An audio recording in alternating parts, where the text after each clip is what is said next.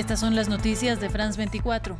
Europa entra en reapertura desde hoy. Se puede ingresar de nuevo a la Basílica de San Pedro en Roma. Y los italianos vuelven a circular con normalidad en sus regiones. En España reabren miles de negocios y el tráfico volvió al Reino Unido. La famosa Acrópolis de Atenas abrió sus puertas tras 2 meses de bloqueo. Tenemos reporte. En medio de críticas a su manejo del coronavirus y bajo una amenaza de recortes a su financiamiento, la Organización Mundial de la Salud inicia su primera asamblea virtual. El secretario general de la ONU criticó a los países que no escucharon las recomendaciones de la OMS, mientras que el presidente francés Emmanuel Macron hizo un llamado a la unidad para superar la pandemia. Y en Brasil sigue creciendo la crisis por el COVID-19. Se reportan más de 16.000 fallecidos y el gobernador de Sao Paulo advirtió que la capacidad hospitalaria de la ciudad más grande del país llegó al 90%. En Brasilia, el presidente Jair Bolsonaro asistió a una manifestación de sus seguidores contra el confinamiento. Estamos con ustedes en France 24 para presentar las noticias más importantes de América Latina y del mundo. Mi nombre es Ángela Gómez. Iniciamos este informativo con la actualización de las cifras globales de COVID-19. En el mundo hay 4,7 millones de contagiados, 1.700.000 recuperados y más de 315.000 fallecidos. Aunque las cifras siguen en ascenso a nivel mundial, Europa sale de 2 meses de confinamientos en la mayoría de sus países y desde hoy retoma la actividad. Este lunes, Italia, que llegó a ser el epicentro mundial del COVID-19, entró en una fase de reapertura que permite la reactivación de la mayoría de los bares, los viajes en las regiones y las reuniones sociales. En España, varias regiones del país también empezaron a volver a la rutina. Juan Pupiales nos lleva a un recorrido por el viejo continente. Esta primavera en Roma tiene un nuevo aire. 69 días después, Italia reabre gran parte de sus bares. 7 de cada 10 de estos establecimientos vuelve a activarse. No he trabajado durante 2 meses y medio. Es un día hermoso y emocionante. Emocionante. Desde este lunes el país entra en la segunda fase de flexibilización del aislamiento. Se permiten los movimientos dentro de las regiones y hasta las reuniones con familiares y amigos, pero prohibiendo las fiestas. Una casi vuelta a la normalidad no exenta de críticas contra el gobierno por dar este paso en un territorio que registra más de 30.000 fallecidos por el COVID-19. España fue junto con Italia uno de los primeros países en adoptar un confinamiento nacional en marzo. Algunas regiones del territorio ibérico entran también desde este lunes en una nueva fase. En Valencia, por ejemplo, ya abrieron las tradicionales terrazas, algo que da tranquilidad a los dueños de los bares y a sus empleados. Estaban ya desquiciados, no les llegaba el dinero ya para la compra del día a día y estaban desesperados y yo con muchas ganas de poderles echar un cable y de poder también empezar. En Dinamarca también es un día especial. Después de 9 semanas, estos adolescentes regresan a las clases en Copenhague. Mientras tanto, en Londres se aprecia ya un mayor flujo de vehículos en las calles. A partir de hoy, el servicio de trenes del Reino Unido ofrece más viajes. Y en Grecia, el imponente Panteón vuelve a recibir turistas. Tras 2 meses de cierre, este histórico monumento se abre para unos visitantes que ahora deben mantenerse a 1,5 metros de distancia entre ellos. Pasos de regreso a la normalidad en un continente que vive bajo el fantasma de un rebrote que amenaza con una vuelta al confinamiento extremo. Y en el Vaticano, el Papa Francisco pronunció una misa privada en la Basílica de San Pedro, en una capilla lateral donde está enterrado el Papa Juan Pablo II, para conmemorar el 100º aniversario de su nacimiento. La misa fue la última de un ciclo de Eucaristías celebradas en privado por el pontífice durante más de 2 meses para evitar la propagación del nuevo coronavirus. Con la reapertura de la Basílica de San Pedro hoy, también se reanudarán las misas públicas en las iglesias italianas, aunque bajo estrictas condiciones sanitarias. Mientras tanto, desde el pasado fin de semana, los castillos de la región de Loira, en Francia, empezaron a abrir poco a poco. Las visitas se han rediseñado para hacer cumplir las medidas sanitarias y la distancia física. Sin embargo, las pérdidas financieras de estos 2 últimos meses de cierre serán difíciles de compensar. Son los primeros visitantes en ingresar a los terrenos del castillo de Blois después de 2 meses de cierre. Vine varias veces, siempre hay mucha gente. No es desagradable tener el castillo solo para ti. Al ingresar todo ha sido rediseñado para cumplir con las restricciones de salud. Hay gel hidroalcohólico, máscaras para los empleados y ventanas de plexiglas en las cajas. Pero la mayor limitación para la directora era imaginar una nueva ruta de visita para evitar el contacto. Allí ves que hacen un bucle y suben a los apartamentos reales, mientras que antes los visitantes iban al final de la planta baja y allí la gente se podía cruzar o tocarse. Retiramos todos los espacios donde había un cambio de sentido. Las habitaciones más estrechas, como el gabinete de la reina, tuvieron que ser cerradas. Se quitaron las pantallas táctiles y los bancos para sentarse. Con esta reapertura, el monumento histórico espera limitar sus pérdidas financieras. El castillo de Blois es uno de los primeros en la región que ha obtenido autorización para reabrir, pero es crucial que el resto dé la bienvenida al público rápidamente. El turismo es un sector muy importante aquí, representa más de 2.900 millones de euros cada año. El presidente de la región del Centro Valle de Loira pidió al gobierno que reabra nuevamente los lugares turísticos.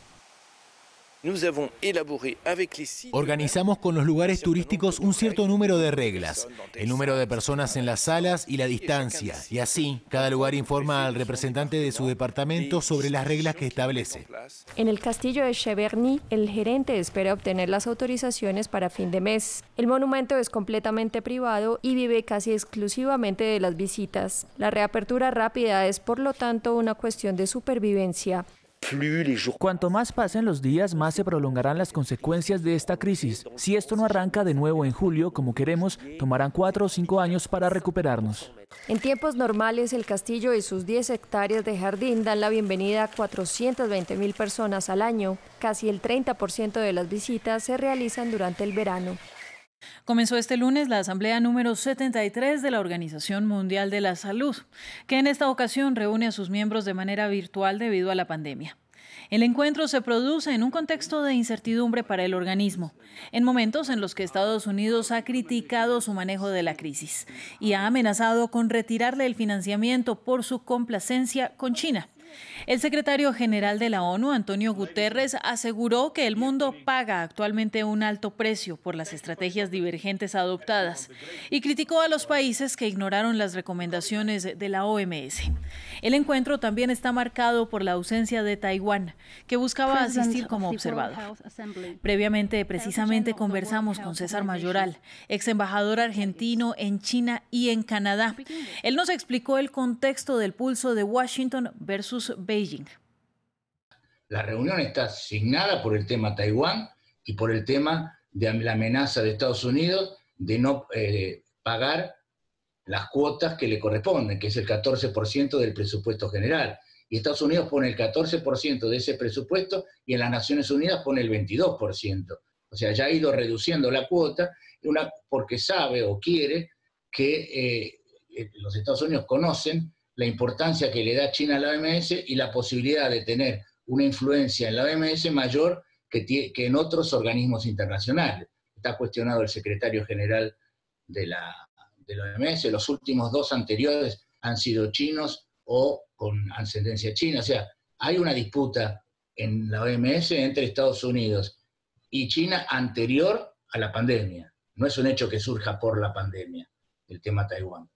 El tema Taiwán surge como elemento de presión por parte de los Estados Unidos a China, porque el tema de la pandemia es el tema que está, digamos, el tema que más nos aflige a todos los países y a la humanidad en general, y la resolución de este problema tiene una importancia que va a ser muy global, así como va a ser el país que descubra la vacuna, va a tener una preeminencia internacional sobre los temas de la salud muy, muy importantes. Entonces, en ese marco se está jugando hoy el futuro de las relaciones internacionales. O sea, la OMS hoy está en el centro de esa puja.